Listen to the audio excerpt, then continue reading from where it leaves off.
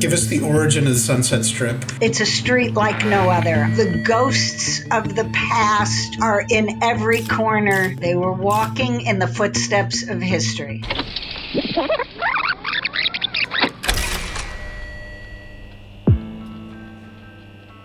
Welcome back to the first 50 gigs. Today we're going to take you back, all the way back to the origin of the Sunset Strip and answer Axel's eternal question, do you know where you are? We are literally here to take you back to the jungle before it was a jungle. So for our listeners who are not LA based, we thought it was important to provide a little history and a little context of the Sunset Strip. And we're going to do that in two parts. Laurie Jacobson is here to take us from 1900 to the 1960s.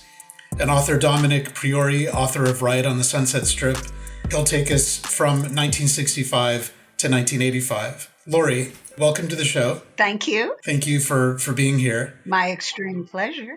You know, a lot of people have an association of the Sunset Strip as, strip joints and, drug dens and alleys with homeless, that there's this kind of seedy underbelly.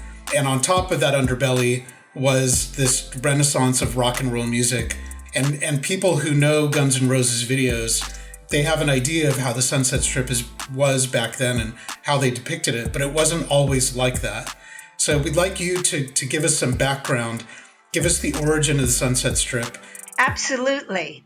Well, I had this wonderful uncle, my Uncle Harry, who moved from St. Louis to Los Angeles in 1915. And he said, driving down the strip in the late teens with the overwhelming aroma of orange blossoms was just like nothing else.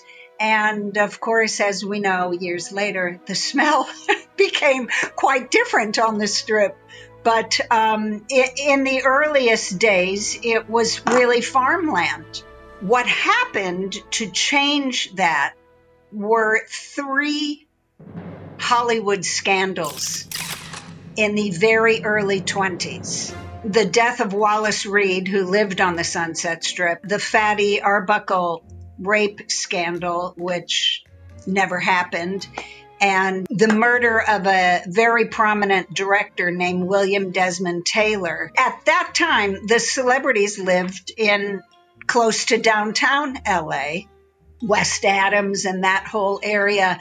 And they were invaded by the police, by the press. The police wanted the next big one, and their privacy went out the window. Mary Pickford and Doug Fairbanks lived in this area far across town. They lived in an old hunting lodge that they were fixing up, and the area was called Beverly Hills.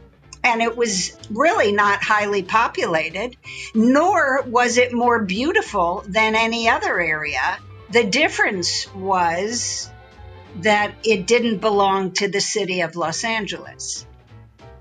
They had their own mayor. They had their own chamber of commerce, of which Doug Fairbanks was the head. And they had their own police force, which, for a ticket to your next film or a few bucks, your DUI went unnoticed and you got escorted quietly home. Celebrities began to move in droves to Beverly Hills for that reason. It was a private enclave and they were protected there. But they still had to go to work in Hollywood. And the only way to get there was across the Strip.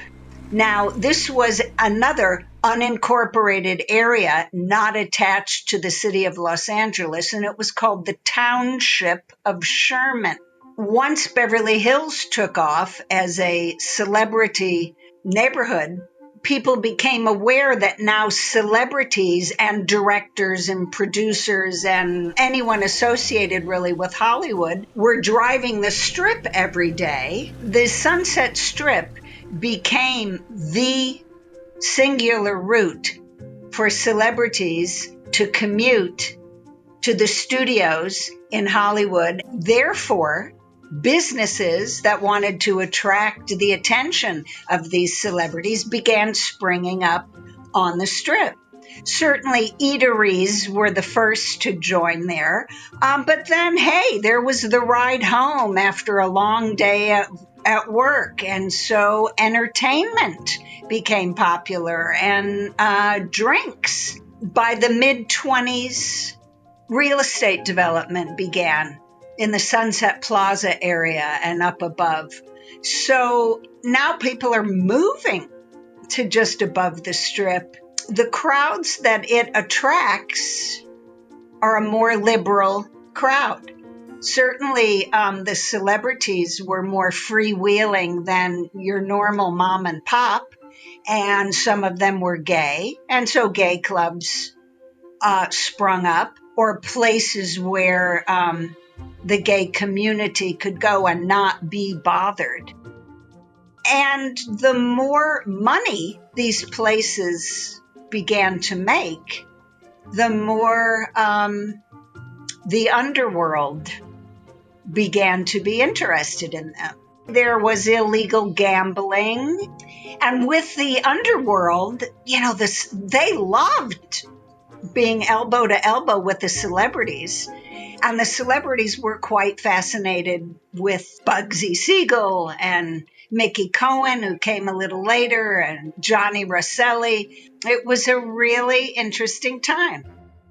If you were in New York at this time and you were frequenting the kind of places that you're talking about, you would get to know who the family mobs were that were kind of running things in those neighborhoods. So just like New York, was there ethnic mobs, the Italian mobs, the Jewish mobs that also kind of ran that underworld? Mobsters that I'm thinking of were mostly Jewish. Mickey Cohen, of course, and Bugsy Siegel left the Jewish mafia in New York and came out to LA. As we move into the 30s and maybe into the 40s, I would imagine that some of the venues became a showcase where people could be seen by all of these important Hollywood producers and stars that are commuting from Beverly Hills.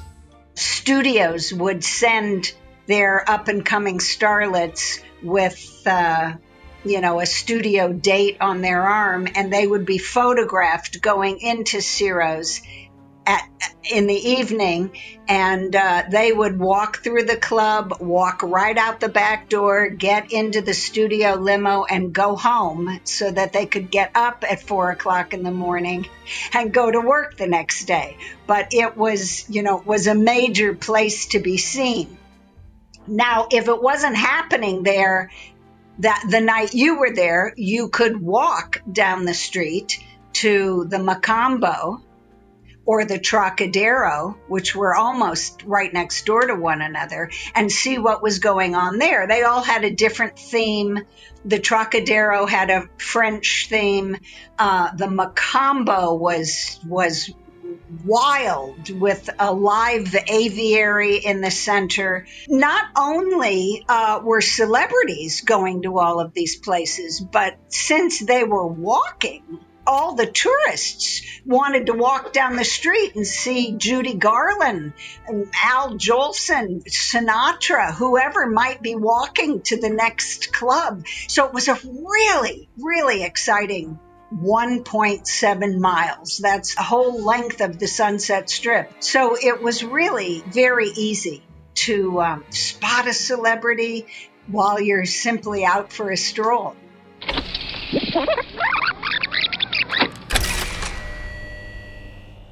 To watch the entire episode and access the full series, bonus episodes, and image galleries from Mark's extensive archive, join our growing community on Patreon and subscribe. If you've enjoyed this preview, then like our video, comment below, and subscribe for more.